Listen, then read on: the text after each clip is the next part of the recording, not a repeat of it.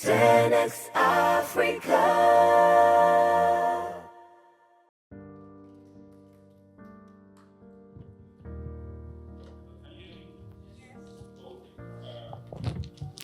Good afternoon, everyone. My pleasure to be here. Firstly, let me say a very big thank you to the convener. Can we give a round of applause to the convener, please?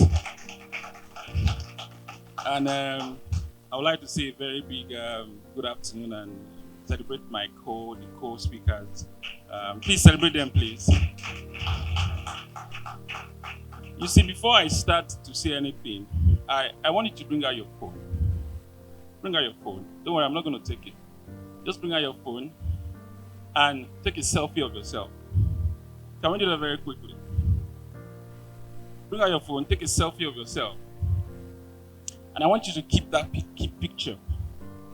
Because everything you're going to hear today, what you've heard, and the things you're going to hear after now, if you begin to practice and execute them from today, this picture will be a reminder of where you used to be, because your life would have transformed tremendously. So I want to congratulate you for coming out this afternoon, because this is the beginning of everything. Anybody that's going to be great needs to be in gathering like this. So my job is easy. I'm asked to speak on starting small, thinking big. And I want to think that all my life, every part of my life has revolved around starting small. For example, now when you see me standing here and see my picture, what comes to your mind? They ask you, where did you grow up? Probably say this and that. Trust me, I grew up in Songo. Okay, I grew up in Songo. When I rented my first apartment, guess where? Magboro, where there was no light for 2 years. And I remember when I got on my job, when I got married, my salary when I got married was 40,000 naira. That's a series of starting small. I remember when I told my wife that, I asked her when we were planning to get married that, where should we rent our apartment? He said, Magodo. And I asked her that, okay, she died in Nilembe, that we can just move into. And I said, you know what? We're going to start in Magboro. It's closer. Magodo, Magboro. You see, and I had to use all my real estate skills to sell Magboro as a good location. So I told her that, see, I promise you, we will not go down to Ibadan. From this Magboro, we'll start coming back to Lagos. And I fulfilled my promise. From Magboro, we moved to Arepo. Well, Arepo is the bus stop before Magboro. Then from Arepo, we moved to Ketu. Then from Ketu, we moved to Magodo. Eventually, we got to Magodo. Then from Magodo, we moved to Lekki. From Lekki now, all over the world. So that's a trajectory of starting small. For someone that had the first apartment in Magboro, now we have houses not just in Nigeria, we have houses outside Nigeria. So, yeah, it's a good place to clap. And I used to ask my wife that, why did you say yes to marry me to a guy that was earning 40K per month? Who will marry someone earning 40K per month now? I know you will not. You see? God forbid. But she did. But guess what? She's reaping that now. That's another evidence of starting small. But let me tell you a story about my journey into real estate, my journey into who I am today. And who I am today is still a journey. It's not a destination. This is another starting small. When I left my job, this was my last salary. I've shared this story in a lot of places, but I think it's going to benefit people here. This was my last pay. How much is that?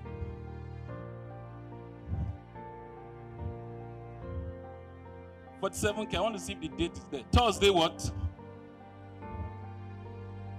This is Diamond Bank. No, so that was my last pay when I quit my job to start business. Let me ask, who quits their job with 47,000 to go and start? You must be a foolish person, right? But that was it. And I didn't start with 47,000 because if I show you the next alert after this one, like 1021, this 47 turned to 60 kobo. Because that 47 had to go to pay one already existing debt somewhere. But this was the beginning. But guess what now? We have company multi-million dollar assets, not just in Nigeria, also outside Nigeria. That's the journey from where we start. You know, sometimes you see people stand and they look prim and proper, and you think that they fell from the sky. Hello, I didn't fall from the sky. I had my share of starting very small.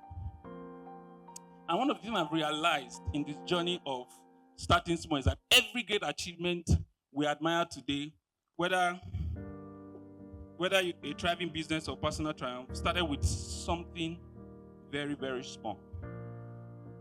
And one of the things I've realized in my journey so far that has helped me is what I want to share with you. And number one is courage. It takes courage to do anything. You're not going to have it all figured out. It's not going to all align. Ask any entrepreneur. It doesn't always make sense. But it takes courage. Trust me, if you have money and you don't have courage, you will not be able to move. I've seen people with a lot of money and they will ask you, I'm scared of doing real estate. I said, what are you scared of? Me, I'm not scared. I'm looking for money. You have money, you are scared. Because what? Lack of courage. Sometimes what you need to start is not capital, it's courage. I've given someone a car before. I gave him a bike. He was riding the bike for delivery. Then he said, too many stories. It was too many stories. He said, left and right, he said, if I have a car, I will do better in my delivery business. Then I gave him a car. I gave him a Sienna. Then 2 months later, I checked in with him. After I said, I've not started. Why?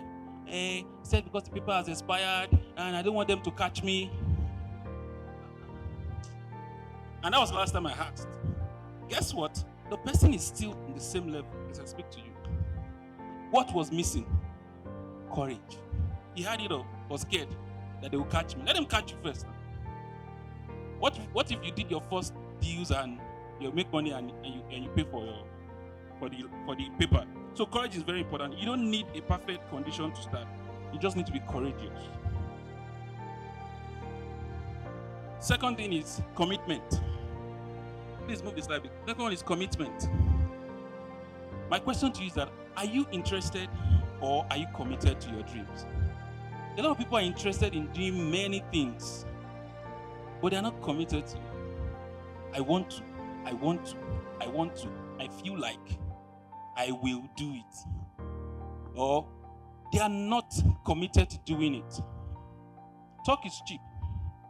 At the end of the day, it's the things you commit your time, your resources to, that will translate to success. It is not the things that you're interested in doing. Someone will say, oh, I'm interested in getting my master's. What are you committed to? Have you even picked up the form? Interest will not take you far, but commitment will take you to your destination. Interest will always ask, can I? But commitment would declare that I will do it. You know, build habits that align with your big vision. Your daily actions compound over time. So you need to be committed to your dream. Not just move away from the area of interest. You know, when I started out after this, you might be wondering, okay, how do you then move from 47,000 and start a business? This is what we call backward integration. You ask yourself, what can I do? And I know, okay, I can sell. I don't have the capital. I didn't even have the office. But I know that I can sell. So I took that asset and I started selling. Started selling vision. The first person I remember I was calling people, then I called my doctor. He's still my doctor today. Then he just moved to the UK. And I called him and said, Dr. Faj, I'm quitting my job. I want to start my own, and my first property is going to be in Ekpe, and the price is going to be 400,000 naira per plot. And I'm looking if you'll be interested when I start. And you're like, oh, I like that. I'm interested. In fact, I'll take 2 plots. No, it took 4 plots. And I remember he paid me 1.1 million naira. That was the first money that I received. 1.1 million naira. Out of that 1.1 million naira, use 800,000 to go and pay for co-working space. where we had a small space, and I used the other change to start doing radio adverts. And the next money we got was from my brother, who is still my lawyer today. He called his friend, and I bought 2 plots, 800,000. And I took that money, and I got 200,000 somewhere, and I used that 1 million as a deposit to the landowners. So, to start a business, real estate, you need a property you want to sell, right? And you need an office to sell. But I started with selling, then got an office, then got a property. And from there, we didn't look back. We started moving and moving. So sometimes it's commitment to yourself, to your dreams, to taking the simple steps. You might not know it or you might not see the end, but you must be committed to that first step in front of you. I've seen people who refuse to take the first step because they cannot see the next 4 or 5 steps. Take the one in front of you first. Then let's worry about the next one when you get there. So commitment is very important. Then you must be a lifelong learner. You must be a lifelong. Let me tell you something. Academic brilliance is not the same thing as career and business intelligence. In fact, if you are not careful, it has no correlation. It's when you actually understand the difference. That's your academic brilliance will actually be an advantage. When I was in school, I didn't like school. In fact, when I'm speaking now, you're reading my biography, you're reading my bio. You probably think that I got out with first class or 2-1, strong 2-1, or strong 2. I got out with 2-2. My 2-2 there was a weak one. It was that minute that I scored the goal. The school would have defeated me. I remember in school, when we finished our project and all, our level advisor sent for me. And I went to his office and he asked me, Dotun, what have you learned in your 4 years in school? And I said, I've learned to understand the difference between what is right and what is wrong. He said, okay, you can go. 2 weeks later, our result came and I got 2-2. And I knew it was that interview that got me the 2-2. Because he saw that this guy is 3rd class. But he's almost there. So let me speak with him and see whether he has brain. And I knew that's how I got my 2-2. So I'm trying to tell you that I didn't have academic brilliance. In fact, when I was in school, my route is very simple. Home, church, and sometimes school. Monday morning 8 a.m. class, I don't go because I would have spent myself in church. I used to direct, see, let me even tell you another statistic. I used to direct music in Ilebo here in Egbeda. You know, sometimes when you come to Egbeda, I say, oh, I don't go there. Me, I've worked here before. So no matter how we look now, I directed music in Ilebo for like 4 or 5 months in a church. They were paying me 25,000 naira per month. And that money, at the last Sunday of the month, that's when they will gather to go and bring it out from offering. You see different kinds of denomination of money to manage to pay you that money. So when I was in school, that's what I was in. Church. You spend your time in church and manage to go to school. I don't advise it. I've made up for it. You read my bio. In fact, I'm going for infrastructure finance course again. So I've made up for it. So you cannot just say because you are in school, you are not serious, you now come out, you will not make up for it. I've made up for it. So I'm not preaching that you should be mediocre with your education. It's very important. But that was what I took away from school. But after that, I was committed to learning everything I needed to learn to move on. Mr. Wisdom said something when he was talking that when you are trying to do something and it's weighing you down, it means that you need to develop capacity. We were trying to do a project that was going to cost us around 5 billion naira. And number one, it's not the money that is the problem. It is if you don't understand the money on the book and be able to trace it at a pathway, you cannot really, if you get that money, you will still lose it. So I realized that there's a finance gap, knowledge gap that I needed to bridge. So now I'm bridging that. What am I trying to say is that you must be a lifelong learner. You cannot retire from learning. Every point in your life, there must be something else you need to learn. You see people going to paid conferences, taking courses. Trust me, they are investing. The greatest investment you can make is the one in yourself. So don't join the group of people who think that, oh, yeah, they are paying for that conference. Why should I pay for it? Don't join that. You see, I tell people that when your recipe is the same, your cake will taste the same. So the person you are taking advice from, look at the person's life. then ask yourself, do I want to be like this person? I tell my workers at work, people working for me, that to make it as a worker is very simple. When you join an organization, there's always two lines. The high flyers and the are not flying anywhere, but we still have to keep them. Decide which line you want to join. Two people will talk to you when you join an organization. Somebody will tell you the right thing to do. It will sound difficult to you. Another person will tell you, Madam alone, you know what to do. Our guy is too much. Look at that person's trajectory and ask yourself, do I want to be like this person? Or do I want to be like this person? Then you decide. Because if you have the same recipe, your cake will taste the same. So you must be committed to learning and developing yourself. Learn broadly and also very deeply. This part, the next one is submit to mentorship. Submit to mentorship. See, there's a level you can never get to. You don't have anybody mentoring you, somebody holding your hand. But let me flip it. When we talk about mentorship, most time is always talked about the importance of the mentor. Let me talk about why some of you are not mentorable or why you're not finding a mentor. That's what I want to talk about. It's because your mindset is wrong. You are looking for who to use. You're looking for who to use. You're not looking for who to serve and learn from. Mentorship is from a place of service. A mentee must be ready to serve. Someone said to me one time that, I've been calling you, I've been trying to see you. And I was like, Are you the one that sent me to school? Then keep trying. Because the mindset is wrong. Some of you say, I want someone to mentor. TMO, I want you to be my mentor. But I don't like the way she responds to me. Who are you? Why do you think she should have responded differently? And I say she's proud. You must have the heart of service. You must be humble. If you know it all, why are you looking for the mentor? So sometimes we don't get it right with mentors because your attitude is wrong. And let me tell you something, mentors can smell you from afar. From your first visit, they can figure you out. They will not say anything to you, but they know where to place you. So sometimes when you look at mentorship, forget about the mentor. Yourself, ask yourself, the way I'm behaving, can I even mentor myself? This way my life is, will I be happy to even mentor myself? So you need to change your attitude when you're talking about mentors. You must give value. Mentors too they don't exist to service you.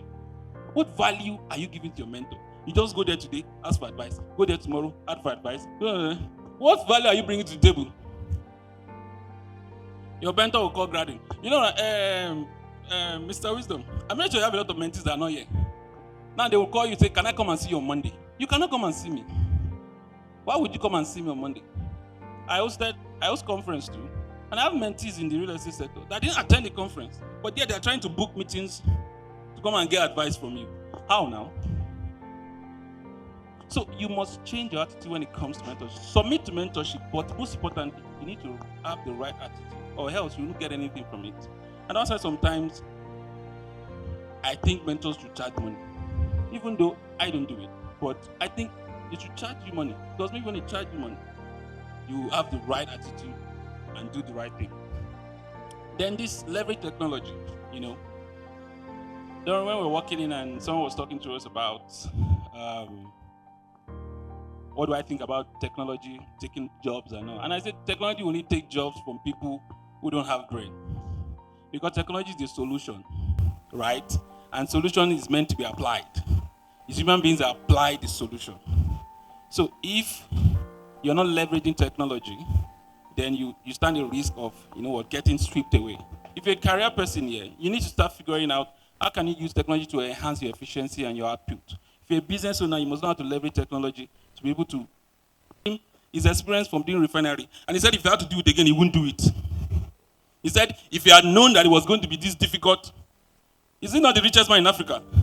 Saying that if he knew he was not going to do it, it's not always easy. You must be ready for the fight. You're going to take punches. Trust me. You're going to take TMO. Are we not taking punches? See, some people are in a very fine car. Inside AC, we are sweating. We are sweating. You must be ready for the fight. That you are the champion does not mean you're not going to take the punch. And does not mean you are exempted from the fight. Be ready for the fight. Be ready for the fight because the fight strengthens your vision. Challenges will test your resolve. You have to embrace it because that's where your growth lies. If that fight doesn't kill you, you outgrow that level. You know, the first time I saw this thing and I was looking at it like, how can the face of a champion be like this? And sometimes you think you do everything in office to give your boss gifts. Maybe none. What do you think will happen if you be the first person? And if you want to scale up, don't give the gift to your boss. Gift it to his wife. The day they are discussing on the bed about the book they will fire, it's the wife that will say, I'm not for one gift. I